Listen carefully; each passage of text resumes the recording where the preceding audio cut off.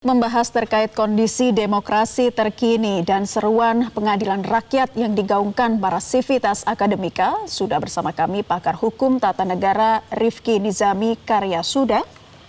Kemudian ada Guru Besar Antropologi Hukum Universitas Indonesia, Profesor Sulis Tiowati Irianto. Dan juga ada Guru Besar Ilmu Politik Universitas Pendidikan Indonesia, Profesor Cecep Darmawan. Kita sapa semuanya ya. Halo Mas Rifki, Prof. Sulis, dan Prof. Cecep. Ya, selamat pagi. Waalaikumsalam warahmatullahi wabarakatuh. Selamat pagi. Semoga semuanya sehat-sehat ya. Terima kasih sudah bergabung dengan Selamat Pagi Indonesia. Iya, kita ke Guru Besar terlebih dahulu. Ini para sivitas akademika kembali ya menyoroti kondisi demokrasi dan hukum di Indonesia pasca pemilu yang dinilai sudah mati. Lantas apa perbedaan seruan pasca pemilu kali ini dengan seruan pra pemilu yang juga menyuarakan keresahan dan keprihatinan terhadap kondisi demokrasi di Indonesia? Prof. Sulis, silakan. Terima kasih banyak.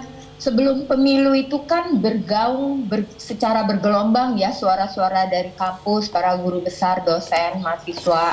Mereka itu mengingatkan agar pemilu dilakukan secara bermartabat, beretika, sesuai dengan koridor-koridor prosedur hukum ya. Tetapi kan kita melihat bahwa itu tidak dilakukan. Dan kemudian dampaknya apa? Distrust publik semakin besar.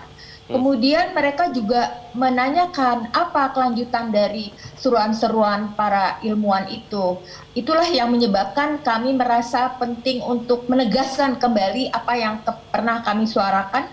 Bahkan kami memberikan penilaian yang kritikal terhadap apa yang terjadi selama 10 tahun atau terakhir 5 tahun ini. Pelanggaran-pelanggaran apa yang dilakukan melalui kebijakan-kebijakan publik dan juga perumusan-perumusan hukum, bahkan putusan hakim ya itu bisa diintervensi. Jadi itulah mengapa kami bersuara lagi.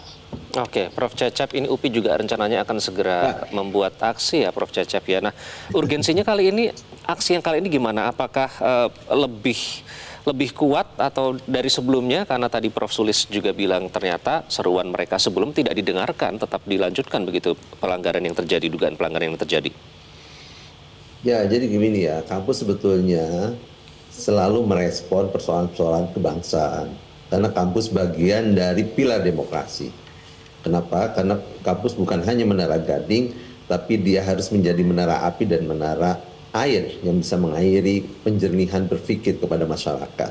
Jadi ini bukan persoalan pemilu, pileg, pilpres, bukan. Ini persoalan bagaimana kampus menegakkan ya jiwa moral dan seruan moral ini kepada seluruh bangsa, bahwa banyak hal-hal praktek-praktek kenegaraan yang masih jauh dari konstitusi, tadi etika, ya juga moral kebangsaan kita. Sehingga ini saya katakan lagi bahwa gerakan ini tidak akan pernah berhenti dalam pengertian bahwa karena peristiwa politiknya juga sudah selesai, bukan. Kami tetap, kampus itu akan awal bagaimana ya legislatif, eksekutif, yudikatif dan seluruh lembaga negara termasuk KPU, Bawaslu itu ada dalam rel yang benar.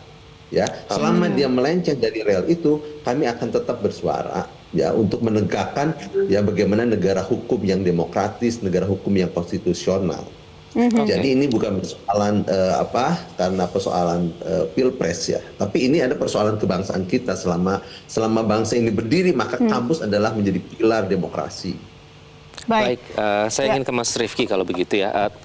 Tadi kita sudah dengarkan Prof. Sulis katanya ini terkait dengan distrust. Kemudian juga Prof. Cecep menyatakan bahwa nanti akan tetap konsisten mengawal begitu. Nah, apakah ini ada hubungannya dengan legitimasi pemilu? Artinya karena tidak muncul distrust tersebut, legitimasi pemilu juga masih dipertanyakan? Ya, satu, kita harus mengapresiasi gerakan moral yang dilakukan oleh banyak kampus di Indonesia. Yang terbuka kan pernyataannya ada dari UGM, dari UII, dari UI, dan saya kira dari banyak tempat termasuk Prof. Cecep di Bandung dengan kawan-kawannya. Kendati demikian, kalau kita lihat pola dalam tanda kutip kritik kampus terhadap pemilu yang berlangsung hari ini dengan misalnya peristiwa di awal reformasi 99 dan 2004, pemilu tahun 1999 dan 2004. Itu ada perbedaan yang cukup mendasar, Iqbal dan Naila. Kembali bersama kami di Selamat Pagi Indonesia, pemirsa. Dan tadi kita juga sudah sempat membahas dalam sejarahnya kampus di Indonesia ini menjaga nilai-nilai moral kebangsaan, begitu ya. Betul. Dan kampus itu bergerak menyuarakan hal-hal yang memang tidak sesuai dengan nilai-nilai demokrasi. Oke, kita lanjutkan diskusi kita. Kalau gitu tadi dengan Mas Rifki tadi Anda menyatakan sedikit ya, ada perbedaan antara gerakan sivitas akademik yang dulu dengan sekarang. Nah, bedanya di mana?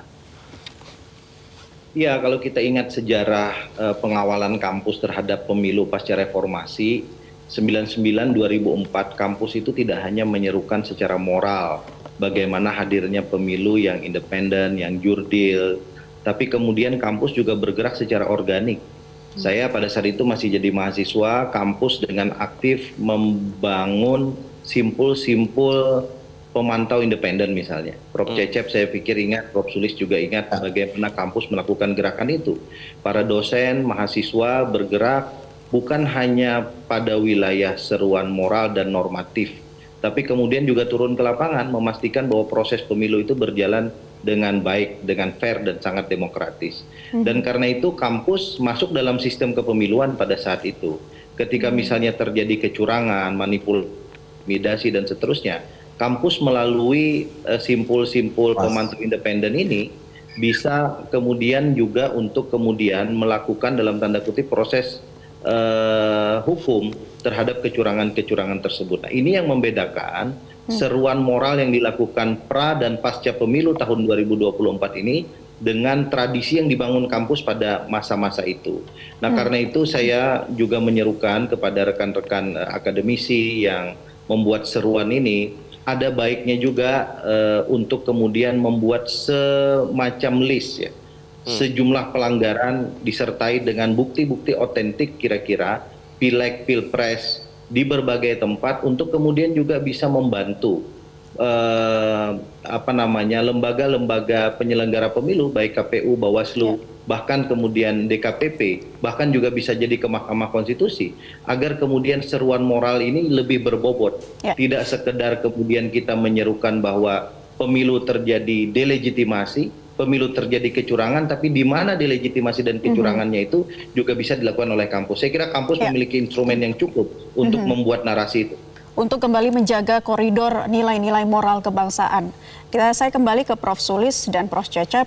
Seperti apa nih kekuatan kampus saat ini? Apakah semua punya pandangan yang sama? Seberapa masif gerakan ini? Dan siapa saja yang terlibat? Begini, waktu 99 itu beberapa dosen UI mendirikan pemantauan pemilu yang independen, namanya Anfrel. Ya, dan di situ ada Bang Hadar Gumai, ada Prof. Akmal Tahir, yang 2024 masih terlibat lagi bersama dengan gerakan masyarakat sipil yang lain. Kami berada di dalam jaga pemilu. Jadi memang orang-orang kampus ini tidak hanya menyuarakan seruan-seruan moral saja, tetapi di balik itu banyak yang mereka lakukan. Di samping membuat pemantauan pemilu independen, juga membuat gerakan-gerakan melakukan pendidikan politik kepada anak-anak muda. Itu bisa dimasukkan ke dalam perkuliahan-perkuliahan yang umum. Bahkan saya membuka beberapa sesi perkuliahan saya untuk publik gitu ya. Dan kemudian secara interdisiplin, teman-teman dari ITB, IPB ya, itu kami semuanya dalam berbagai forum-forum yang latar belakang keilmuannya berbeda-beda, kami membuat pendidikan politik yang isinya memang interdisiplin. Bagaimana soal krisis iklim, krisis pangan, energi dan lain-lain itu bisa disatukan dengan pendidikan politik itu, gitu sih. Oke, Prof. Cecep, seberapa kompak teman-teman guru besar dalam hal ini dan apakah lebih besar dibandingkan sebelum? Ya, jadi persoalannya bukan berapa banyak, berapa besar ya, tetapi ini adalah gerakan hati nurani. Siapa saja yang merasa gelisah ya dengan kondisi persoalan-persoalan bangsa hari ini, terutama menyangkut persoalan politik, hukum, ya, ekonomi.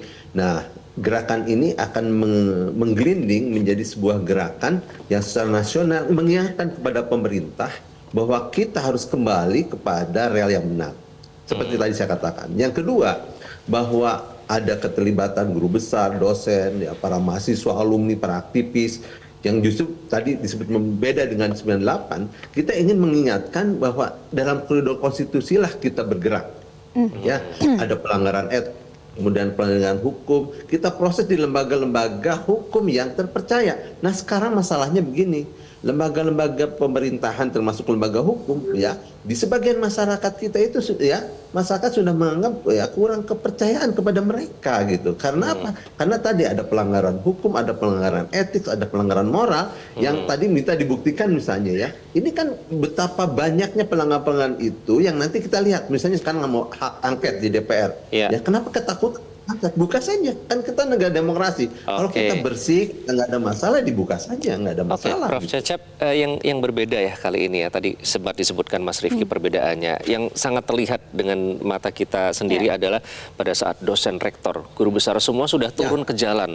Beda sama mahasiswanya, mungkin memang ada yang turun ke jalan, tapi jumlahnya mungkin tidak sebanyak misalnya aksi-aksi yang dulu dilakukan oleh teman-teman mahasiswa. Bagaimana Anda melihat itu?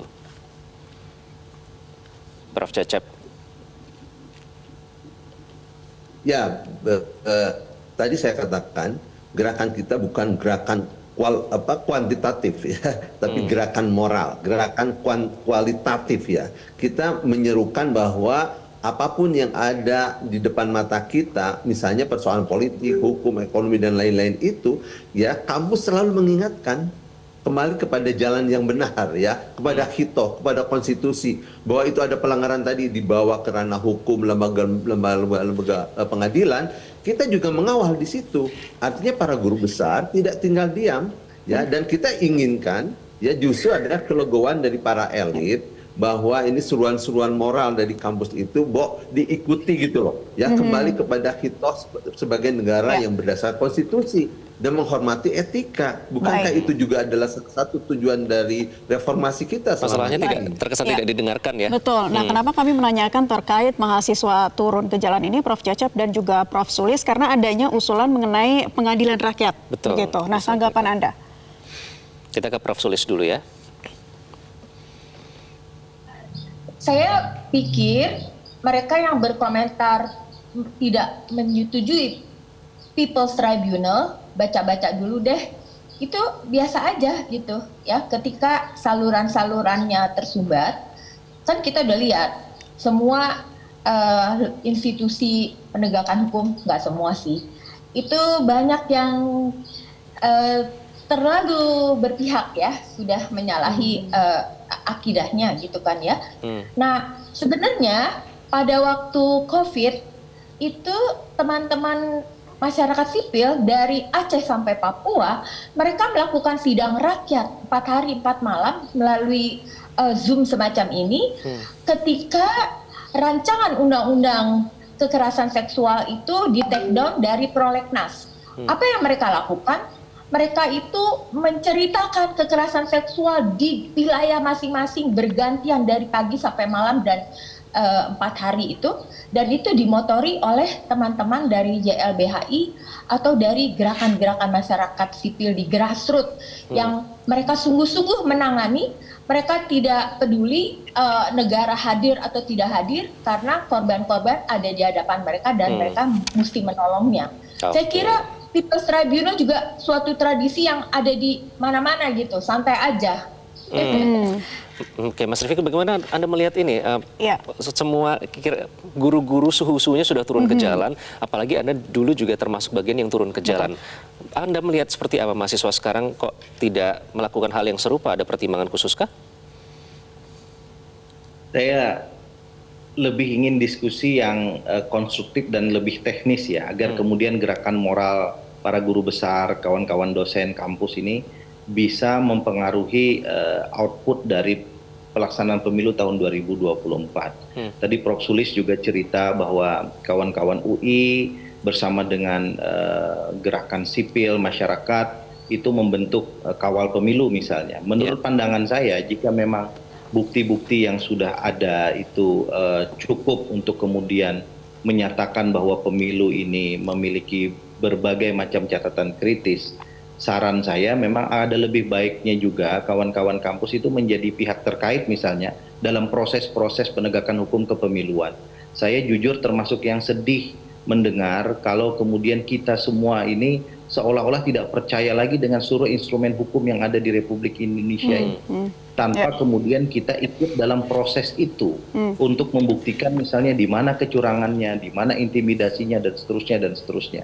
Saya mencoba untuk menjalankan objektivitas saya sebagai seorang ilmuwan pada satu pihak dan menghargai bagaimana komitmen konstitusional kita yang menghadirkan berbagai macam lembaga hukum yang kemudian memang ditugaskan untuk menghadirkan checks and balances termasuk dalam konteks pemiluan kita.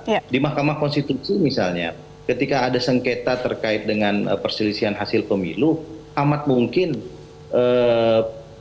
kawan-kawan kampus meminta menjadi pihak terkait mengintervensi proses itu dalam tanda kutip karena hukum acara MK memungkinkan untuk itu, dan silahkan paparkan berbagai macam bukti-bukti kecurangan yang kemudian dianggap sebagai sebuah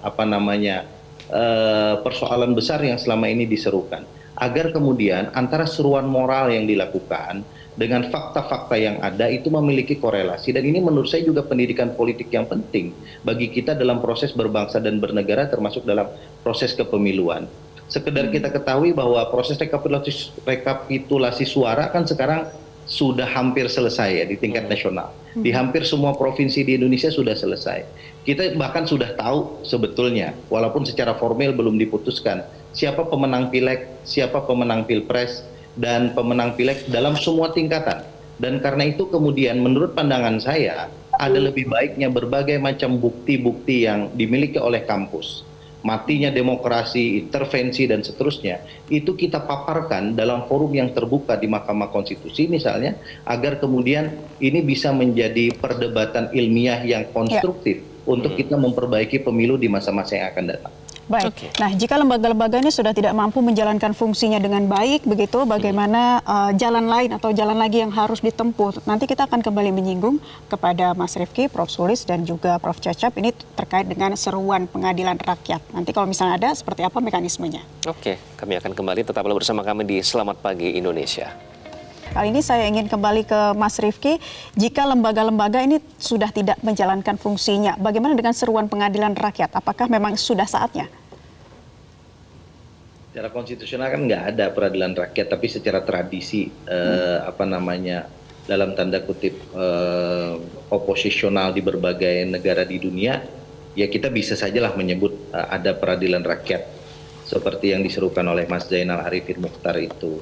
Kendati demikian, apapun bentuknya, saya kira hukum itu based on evidence ya. Jadi memang kita memerlukan bukti.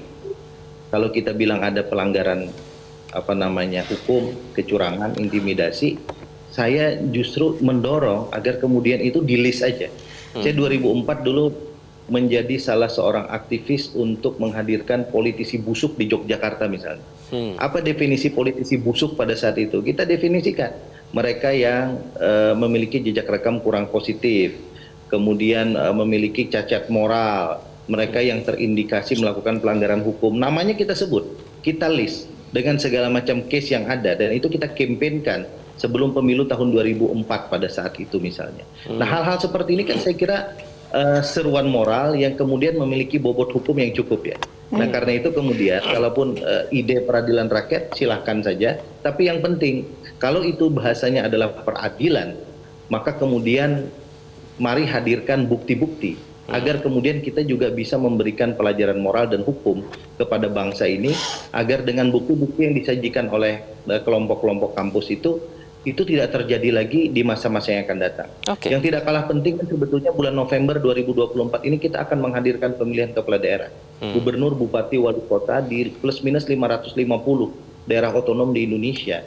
Yang jangan salah juga, kampus saya kira juga harus mempelototi ini, agar kemudian apa yang terjadi dalam peristiwa pemilu 2024 yang sebutlah misalnya dikritik oleh kampus, jangan kemudian itu justru didistribusikan menjadi pelanggaran-pelanggaran di tingkat lokal yang juga akan menghadirkan tata kelola pemerintahan lokal yang bisa jadi kurang positif. Jadi diharapkan gerakan moral itu akan lebih diperkuat bila based on evidence ya. Prof. Cecep dan Prof. Sulis, saya mau tanya. Saya kira itu kata kunci dari saya. Oke, Prof. Sulis dan Prof. Cecep. Saya ke Prof. Cecep dulu deh. Ini sebelumnya kan jika sebelum pemilu katanya dituding partisan, Nah, sekarang katanya dituding tidak legowo begitu, karena ya namanya tudingan ya, karena tidak menang begitu jagoannya. Bagaimana Anda menjawab tudingan-tudingan itu, Prof. Cecep?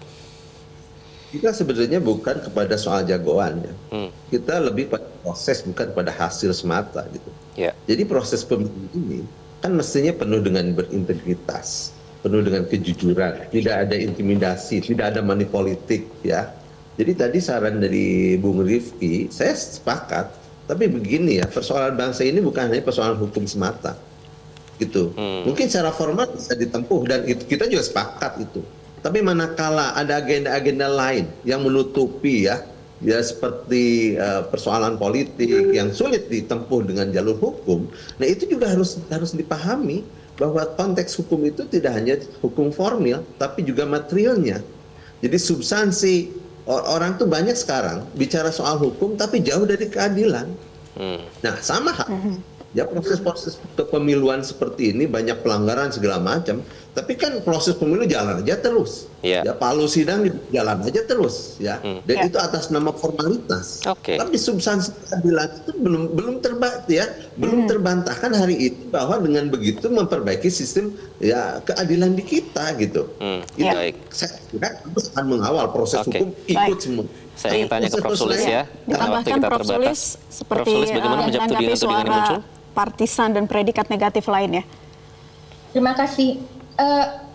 Karakter yang khusus dari gerakan kampus adalah mereka akan mendasarkan semua statementnya itu dari evidence based data. Seperti kemarin di UI, sebelum kami menyatakan sikap, berbagai ilmuwan dalam bidang kesehatan, pangan, lingkungan, hukum, politik, sosiologi, antropologi, itu mereka menyatakan hasil-hasil dari studi mereka, dari pengamatan dan analisis mereka. Jadi itu karakter khusus. Semuanya itu ada buktinya gitu ya. Tadi People's Tribunal tuh apa terjemahannya dalam bahasa Indonesia sehingga tidak harus ada konsekuensi peradilan, harus hukum gitu. Enggak sih.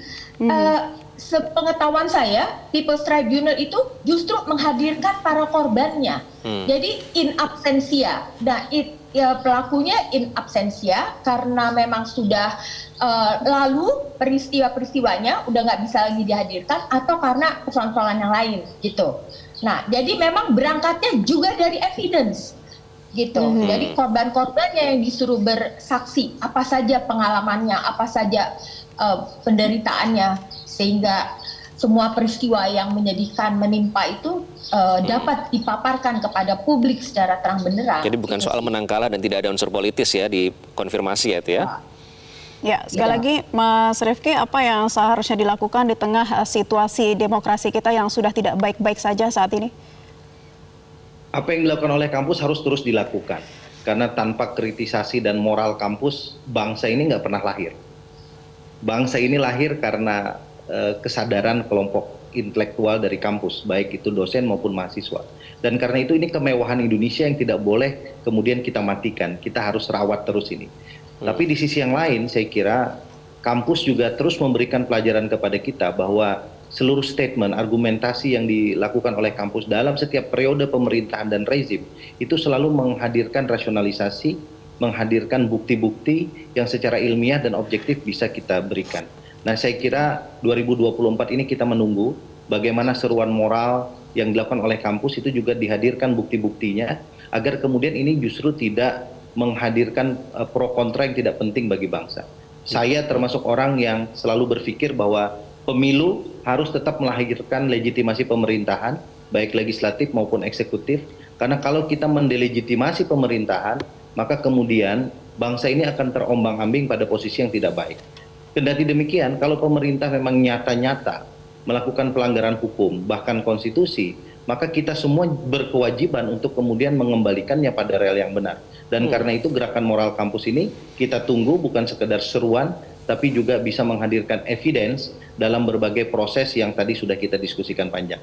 Saya kira itu, terima kasih. Baik, kita akan kawal bersama ya Prof. Sulis, Prof. Cecep, Mas Rifki, karena seperti kita ketahui juga selama ini masih terus ada upaya untuk menggembosi istilahnya, baik itu gerakan Civitas Akademika maupun proses hak angket yang saat ini didesak masyarakat untuk dilanjutkan. Terima kasih sekali lagi Prof. Sulis, Prof. Cecep, Mas Rifki. Assalamualaikum, selamat pagi. Terima kasih sudah bergabung di Waalaikumsalam kesempatan warahmatullahi Selamat wabarakatuh. Pagi Indonesia, selamat beraktivitas kembali. Jelajahi cara baru mendapatkan informasi. Download Metro TV Extend sekarang.